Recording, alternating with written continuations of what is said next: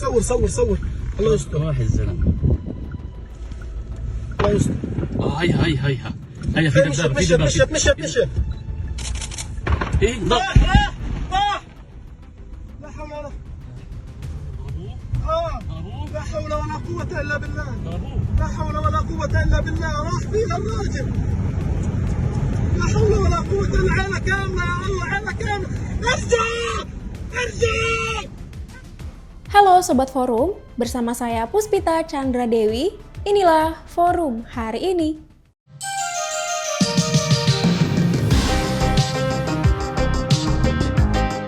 Sebelum kita masuk ke beritanya, jangan lupa like, subscribe, komen, dan nyalakan loncengnya.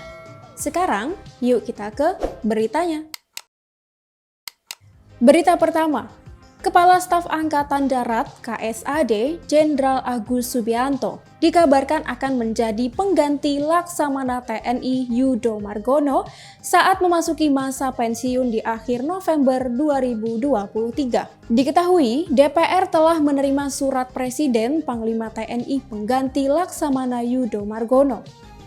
Anggota Komisi 1 DPR fraksi Partai Golkar, Bobi Adityo Rizaldi, mengungkapkan bahwa Jenderal Agus mempunyai rekam jejak yang lengkap, yakni pernah menjadi Wakasat dan KSAD. Bobi juga menyebutkan beberapa prestasi yang telah dicapai Agus. Salah satunya adalah operasi militer yang pernah dipimpin oleh Agus yang berlokasi di Poso. Ia menilai Jenderal Agus Subianto sebagai sosok yang humanis di setiap kegiatan operasi bantuan bencana alam. Menurut Bobi, Agus merupakan figur yang cocok menjadi Panglima TNI di tahun politik gelaran pemilu 2024. Berita berikutnya, para anggota DPR RI kompak mengenakan syal Palestina saat menggelar rapat paripurna pembukaan masa persidangan 2 tahun sidang 2023-2024 di Kompleks Parlemen Jakarta pada Selasa 31 Oktober 2023. Rapat ini dipimpin langsung oleh Ketua DPR RI Puan Maharani dan didampingi oleh Wakil Ketua DPR RI Sufmi Dasko Ahmad, Ludwig F. Paulus, dan Rahmat Gobel. Pada rapat kali ini, 154 anggota DPR yang tercatat hadir mengenakan syal Palestina yang dibagikan oleh Yayasan Persahabatan dan Studi Peradaban bekerja sama dengan Grup Kerjasama Bilateral Indonesia-Palestina di depan ruang rapat. Direktur YPSP, Ahed Abo Al-Atta, membagikan syal tersebut dan mengalungkan syal tersebut kepada setiap anggota yang hendak memasuki ruang rapat paripurna. Ahed mengatakan dia datang ke DPR untuk berkoordinasi dengan GKSB dan mendiskusikan isu-isu terkait Palestina. Dia mengatakan pemberian syal ini sebagai bentuk pesan dan doa untuk rakyat Palestina. Rapat ini dihadiri oleh 154 orang dari 575 total anggota hadir secara fisik dan 140 anggota izin. Adapun rapat paripurna ini digelar usai masa reses selama kurang lebih 3 pekan. Rapat hari ini beragenda tunggal, yakni pidato pembukaan masa sidang oleh Ketua DPR RI Puan Maharani. Berita terakhir, hingga hari ke-24 pada Selasa 31 Oktober 2023, Israel terus meningkatkan gempuran ke Gaza dan tepi barat di tengah rencana mereka melancarkan invasi darat. Associated Press melaporkan bahwa korban tewas akibat gempuran Israel ke Gaza meningkat menjadi 8.036 orang per Senin 30 Oktober, sedangkan lebih dari 20 orang lainnya luka-luka.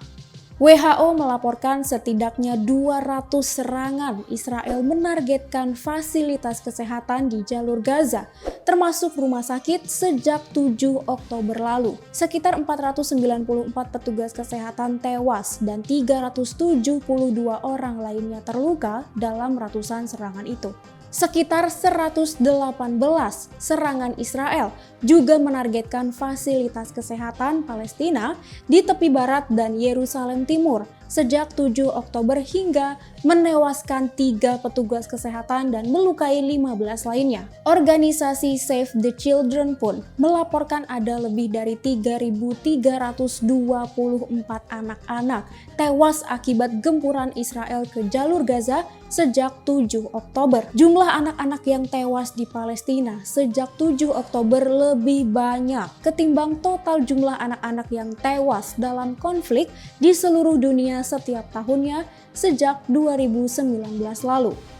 Selain itu, ratusan anak-anak Palestina yang tengah mengantre di rumah sakit menuliskan nama mereka di tubuh mereka. Hal tersebut dilakukan agar mereka dapat diidentifikasi jika kehilangan nyawa dalam gempuran bom dan roket dari pasukan Israel.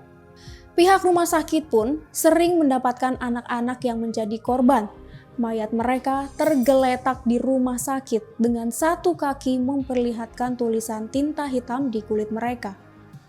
Orang tua mereka khawatir dengan situasi tersebut dan khawatir tidak dapat mengidentifikasi anak mereka, sehingga menulis nama di tubuh menjadi salah satu solusinya.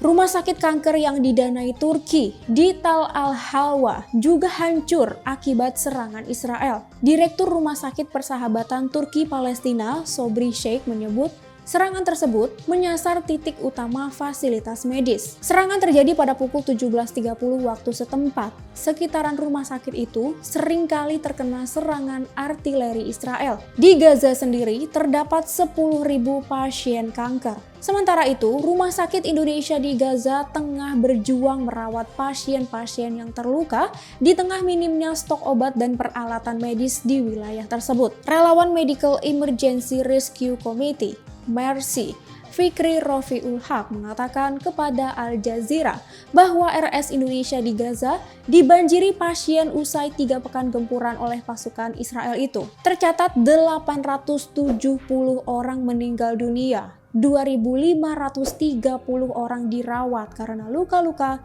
dan sekitar 164 pasien masih dirawat di rumah sakit. Semenjak perang pecah, separuh penduduk Gaza mengungsi ke tempat-tempat yang relatif aman seperti sekolah, rumah sakit, dan termasuk Rumah Sakit Indonesia.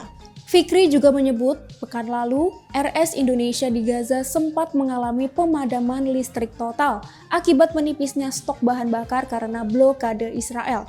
Ia juga mengatakan bahwa RS Indonesia membutuhkan bantuan medis hingga tenaga medis, karena tenaga medis yang ada merawat pasien selama 24 jam sehari. Di sisi lain, Palang Merah Indonesia (PMI) mengirimkan bantuan ke Gaza berupa peralatan medis senilai 2,9 miliar rupiah. PMI bekerja sama dengan Kementerian Luar Negeri dan memberangkatkan bantuan tersebut pada hari ini, 31 Oktober melalui Bandara Halim Perdana Kusuma. Selain berupa bantuan alat medis, PMI juga berencana mengirimkan bantuan berupa alat penjernih air dengan kapasitas produksi air minum sebanyak 1.500 hingga 2.000 liter air per jam. Sekjen PMI, A.M. Fahir mengatakan, sesuai instruksi Ketua Umum PMI, Yusuf Kala, bantuan PMI tersebut untuk menunjang kebutuhan masyarakat di Gaza. Sementara itu, terkait dengan serangan dan tindakan genosida yang terus dilakukan kepada warga sipil Gaza, Perdana Menteri Israel, Benjamin Netanyahu menegaskan bahwa pihaknya tidak akan melakukan gencatan senjata. Ia menganggap gencatan senjata merupakan tanda menyerah kepada Hamas di wilayah tersebut. Kata Netanyahu, negara-negara lain harus memberikan lebih banyak bantuan dalam upaya untuk membebaskan lebih dari 230 sandera yang diculik oleh Hamas dalam serangan pada 7 Oktober lalu. Ia berjanji bahwa Israel akan berjuang sampai pertempuran ini dimenangkan. Ia juga mengklaim pasukan Israel sedang berusaha keras untuk mencegah korban sipil di Gaza.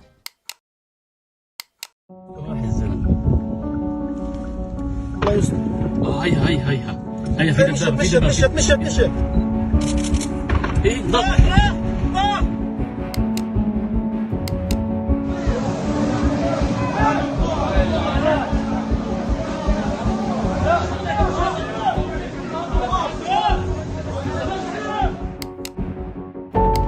Kejahatan kemanusiaan telah nyata terjadi di depan mata Sobat Forum. Jumlah korban berjatuhan hingga ribuan orang kini didominasi oleh anak-anak. Masih punya hati nuranikah untuk diam?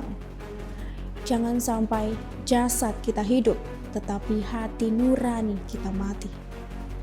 Kami segenap redaksi Forum Keadilan mengecam kejahatan kemanusiaan yang dilakukan Israel ke warga Palestina. From the river to the sea, Palestine will be free. Saya Puspita Chandra Dewi, sampai jumpa.